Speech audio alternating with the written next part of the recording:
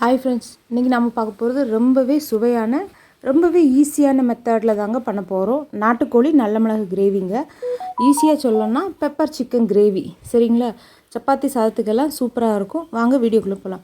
ஒரு கடாய் வச்சுருக்கிறேன். கடாயில் கொஞ்சமாக எண்ணெய் சேர்த்துக்கோங்க. ஒரு 3 வரமிளகாய் சேர்த்துக்கலாம். சின்ன துண்டு பட்டை சேர்த்துக்கலாம். ஒரு 3 கிராம்பு, கொஞ்சமாக பெருஞ்சீரகம் சேர்த்துக்கோங்க. கூடவே இஞ்சி பூண்டு இடித்து சேர்த்துக்கோங்க. நல்ல ஃப்ளேவர் இருக்கும். இஞ்சி பூண்டு வதங்கினதுக்கப்புறமா பெரிய சைஸ் வெங்காயம் இது மாதிரி கட் பண்ணி வச்சுருக்குறோங்க குட்டி குட்டியாக, அதை சேர்த்துக்கலாம். சேர்த்து கொஞ்சமாக உப்பு சேர்த்துக்கோங்க.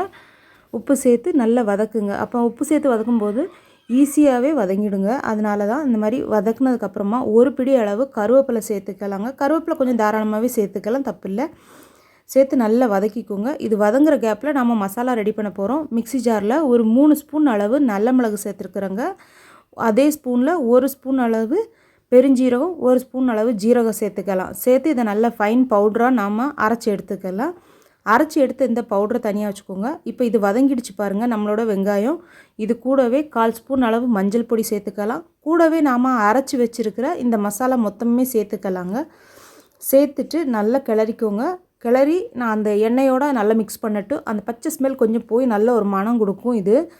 இதுக்கப்புறமாட்டு நாம் அவிச்சு வச்சுருக்கிற நாட்டுக்கோழி வேகிறதுக்கு நேரம் ஆகுங்கிறதுனால தனியாக அவிச்சு வச்சுருக்கிறேன். அதை நாம் சேர்த்து இந்த மசாலா கூட கொதிக்க விட்டுறலாம். 2 ஸ்பூன் அளவு கார்ன்ஃப்ளவர் எடுத்துருக்கிறேன். அது கூட கொஞ்சமாக தண்ணி சேர்த்து நல்ல தண்ணியாட்டு கரைச்சி எடுத்துக்கலாங்க.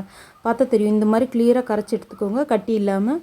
இப்போ நம்மளோட சிக்கன் கொதிச்சதுக்கு அப்புறமாட்டு கூட நாம் கரைச்சி வச்சுருக்கிற இந்த கார்ன்ஃப்ளவர் கரைசலை சேர்த்துக்கலாம். இதை சேர்க்கும்போது நல்ல ஹோட்டல் ஸ்டைலில் டேஸ்ட்டும் இருக்கும், பார்க்குறதுக்கும் அந்த லுக்கு கிடைக்குங்கிறதுனால தான் சேர்க்குறது. சேர்த்து நல்லா கிளறி விடுங்க. இப்போ நம்மளோட சூப்பரான டேஸ்டான நாட்டுக்கோழி நல்ல மிளகு gravy, pepper chicken gravy ready ஆகிடுச்சிங்க. இந்த ஸ்டைலில் பண்ணி பாருங்கள், சூப்பராக இருக்கும். சாதம் சப்பாத்திக்கெல்லாம் அட்டகாசமான சைட் டிஷ்ஷு. இது வரைக்கும் சேனலை சப்ஸ்கிரைப் பண்ணாதவங்க சப்ஸ்கிரைப் பண்ணிக்கோங்க. தேங்க்யூ ஃபார் வாட்சிங்.